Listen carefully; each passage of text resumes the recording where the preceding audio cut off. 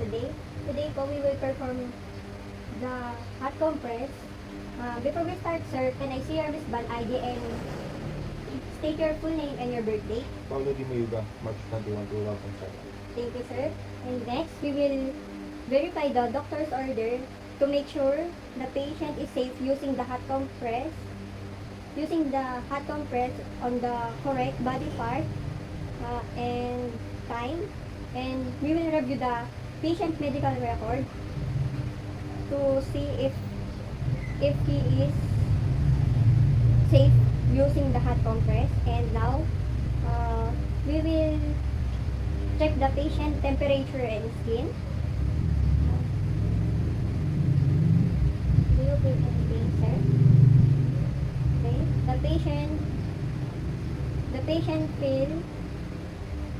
patient feel a pain in the part of his arm, and there's a kind of blood, and then we will check if there is any wound on the patient's body.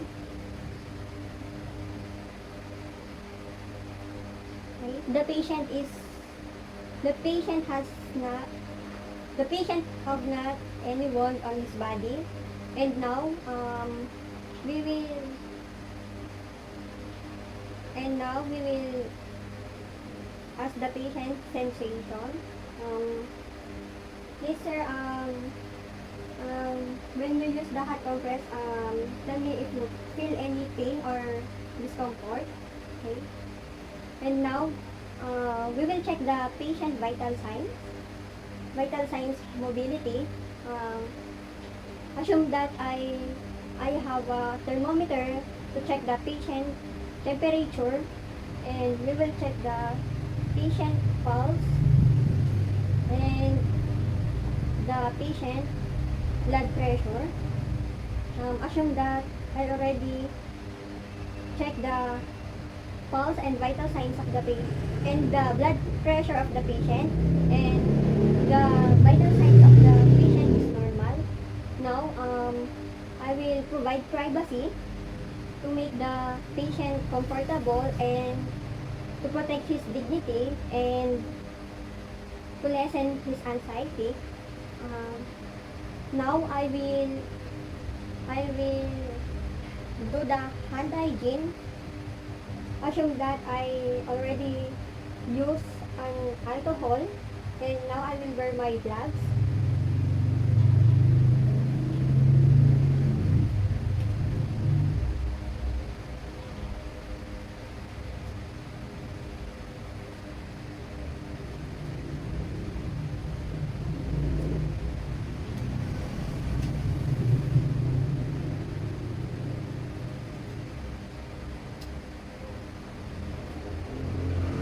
After that, we will put the towel to make the patient dry while using the hot compress.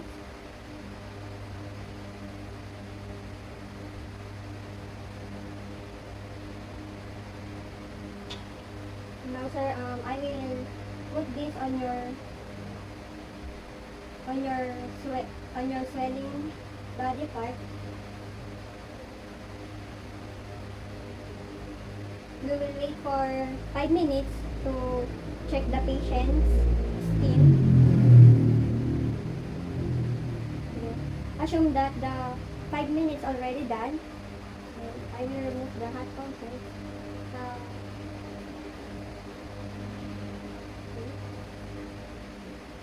Sir, do you feel any discomfort or any pain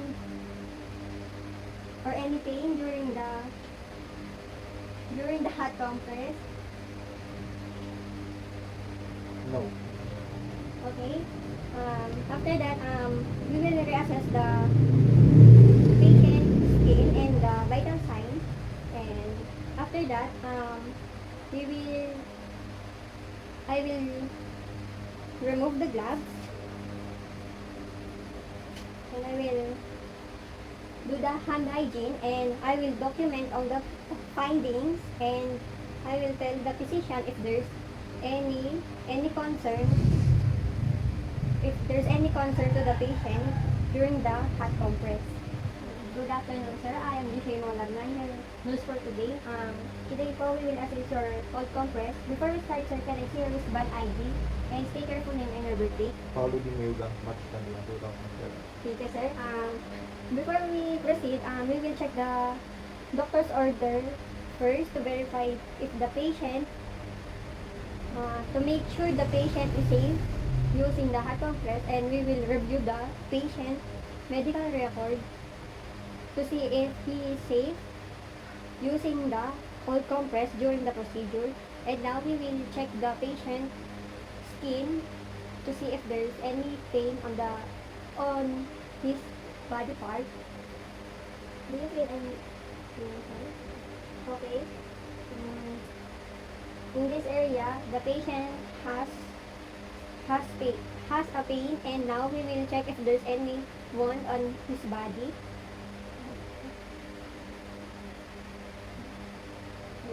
The patient has no wound, and before we start, sir, I will ask you if you have any concern.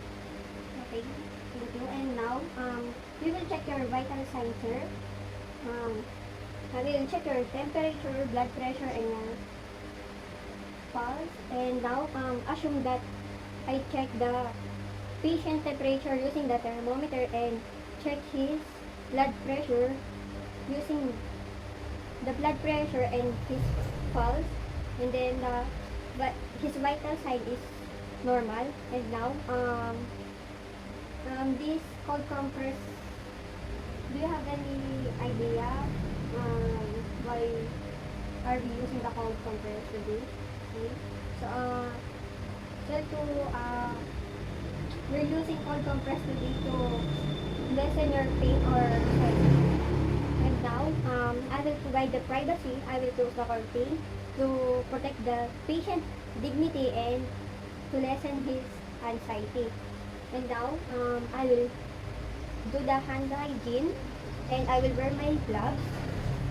Assume that I spray an alcohol, and now I will wear the gloves.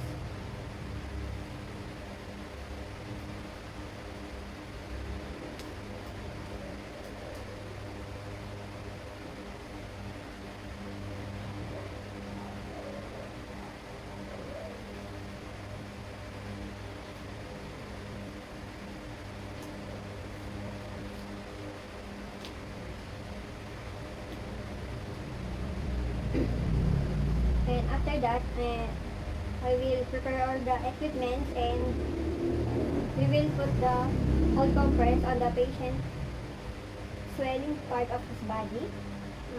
But before that, we will cover it on the towel to make the patient keep dry during the procedure. And, sir, I will put this cold compress on the swelling part of your body, and then tell me if you feel any pain, discomfort, or numbness during the cold compress. We will leave the cold compress for about 5 minutes on the patient's body. Assume that the 5 minutes already done, and we will remove the cold compress on the patient's body to check the patient's skin. Okay. Sir, do you feel any pain or numbness? The pain has lessened. The pain has lessened. Okay. And then now we will reassess the patient. We will reassess the patient body and the patient vital sign. And then after that, I will do the hand hygiene. I will remove my glove first, and then I will hand hygiene, and then now I will document all the findings during the patient cold compress, and I will tell the physician if there's any any concern to the patient.